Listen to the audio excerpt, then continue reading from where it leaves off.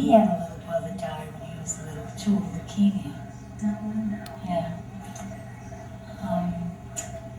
So we're on the way to the sweater mill, or maybe I went to the sweater mill on the way back. Maybe that was it. And the car starts clump, clump, clump, clump, clump, right? So now the car stops, and we're there, and so he said, oh, what a beautiful view. Let's get out of the car, So I said, okay, so I got out of the car, and then I heard a noise. And I thought it was a mouse, so I screamed and I jumped up on it and said, mouse, And the lady found out that he threw something in the grass. So I screamed, oh, mouse, and then we left. And then we were going to a New Year's Eve party. I was going to the same party as he was going. He was going with his girlfriend, Claire Wu, and I was going with that lifeguard, Danny Shan. So we're at the party, and he'll tell it differently, but he kept kicking me under the table, doing stuff like that. And his girl noticed it, I think, because she was upset with him, and Danny Shan noticed it and took him into the coat room to talk to him. You're not going to see He told him, he said, well, look, he says, he says, she's my date tonight, Cut it out. So anyhow, he and his girl had a major fight. And we were supposed to go home with them. They were like sitting across from us. And we were supposed to go home with them. And I had left my coat in his car. You know how you want to look nice, so it's winter, but you still take off your coat. And I always tell my kids, don't take off your coat, put your coat on. Like I say with you with Chase, make sure he's covered up, get his jacket on him, put your coat on. Don't forget. So then he took off. Nobody leaves their coat in the car on a cold winter's night unless they have an alternative motive. So he the took motive off. was that I had to bring the coat back the next day. Yeah, but I could have So gone. she knew that that was the way to get the scene. Oh, yeah. Yeah. Yeah, I could have had my coat that night if he didn't have a major fight with his girlfriend. They took off. They took off in the car. So then the next day, Charlie Lowney comes to the house to bring my coat. All right, now my parents were very strict. I couldn't go out at all. My mother knew I was going out, but my father didn't know. Like to that party. I actually went to my sister's house, and should I be saying this? I went to my sister's house, but my mother always knew where I was. But my father was very, very strict. He wouldn't even let us go out of the yard. He had 10 girls, So he came, he brought the coat, but of course, he brought the coat, and then he just left back to Philadelphia, on his way to Philadelphia. So we had kind of like a long distance romance. And No girls in Philadelphia. yeah, sure. But then we used to talk to each other on the telephone a lot because I knew a telephone operator. Actually, it was Cecile, the one that changed her name to Jacqueline. She was my brother Louis' girlfriend at the time. Oh, no, she was already married to him. And she was a telephone operator. He was going to college. So she used to work nights. So she used to put me through to Charlie Lowney. And we could talk for hours. She probably listened in, I don't know. I didn't listen much anyhow. Just talk for like a couple of hours for free. And so then he came home. He only came home holidays. He came home the next holiday, which probably was Easter weekend, just for one weekend. And he came home summers. So the next time he came home was that Easter weekend. And he was still couldn't decide between myself and this Claire. He's like back and forth. A little bit of a ladies' man, your grandfather. I'm surprised we were married for 46 years, But he was going out with both of us, actually. And then he went back to Philadelphia, and we were writing to each other, and I probably was writing to Claire, and talking to her too, because she had a girlfriend that worked in the telephone company.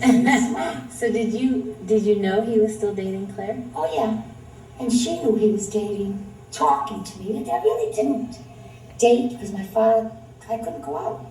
Right. I was 15, 16. Well, then I was 16. But I really couldn't go out. So then when he came home for the summer vacation, Cutie Pie tells me, he had already decided he wanted me, right? This is by mail and telephone and everything else.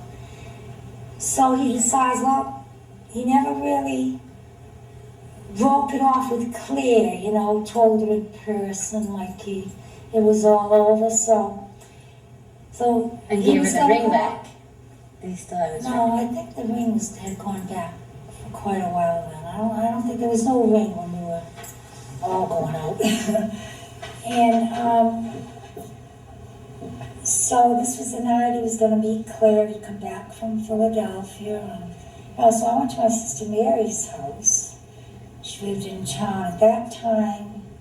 I don't know. She was married to Alexander, I think. But he wasn't home. So I went there and we're making some pizza. She made the best pizza. He still talks about that pizza. So I'm there like for about less than an hour. All of a sudden Charlie Lowney comes in. I'm like, what are you doing here? Oh, well, I talked to her and, I suspect very strongly that she probably told him where to go. Because he was like, going out with the two of us, right? Right. So she was the best thing that happened. I was a smart one. I hung in there. Yeah. I hung in there. I let him go with her. I hung in there. I figured, hey, I gotta win this guy. All I do is worth it. So that was fine. I just accepted that. Later on,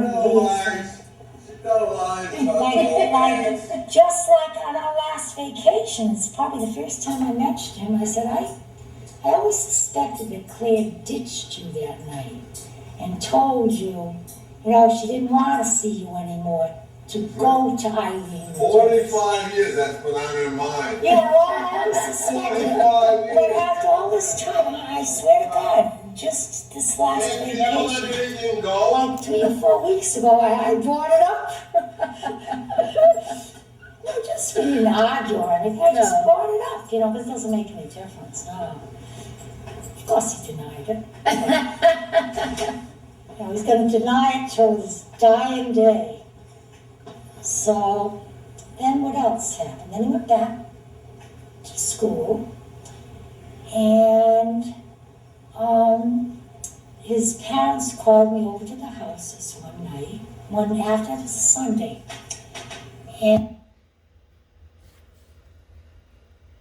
I went to the house, to visit with them, and then his brother Johnny, who was just a little guy, maybe, let me see, Joey was only 3, 4, 5, probably like 6 or 7 years old.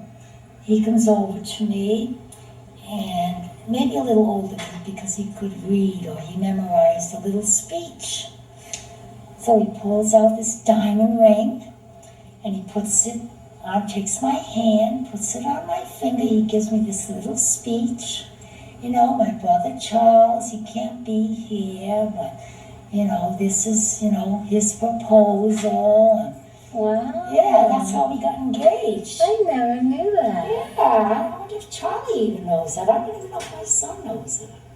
He must, because my husband talks about it all the time. So that's how we became engaged. And that was our engagement. We got married the following June 18th. And then we moved to Philadelphia. He started medical school. On our honeymoon, we went to the Poconos, and he was studying for his exams. During your honeymoon? Pharmacy exams, yeah. Registered pharmacist. So he was studying the whole week. Sound familiar? Did Charlie study? Studying the whole week.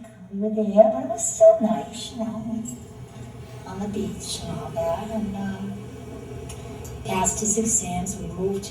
Oh, we had a little honeymoon cottage in Fall River. And it had an outhouse. And it had no running water. And his parents called it the camp. And I forgot to mention that while I was dating him, whenever I went out with him, we always had his little brothers, 4 of them, Michael, Tim, Johnny, and Joey with us. And Joey, at the time I started dating him, was like about 2.5, and he used to stand, then he didn't have car seats. He used to stand in the seat between us and give me dirty looks. So we used to take the kids, to give his mother a break, we used to take the kids to the camp. The camp that we ended up spending our honeymoon camp, I call it. We used to take them there to give them a bath. Put them in the pond with soap and water.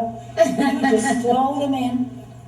Just a couple of weeks ago at his niece's wedding, Joey was reminding him about the time he threw Joey in. And Joey couldn't swim, right? And Joey went down and banged his head. So I'm like, Charlie, Joey didn't come up. He'll come up. So then finally he went and he got him. You know, he banged his head. He was bleeding a little bit, you know, on a rock. Because he was unconscious? Tough kids. No. If he was, it was under the water. He's fine now. He's a doctor. He's a gastroenterologist in Rhode Island. So it didn't do any brain damage.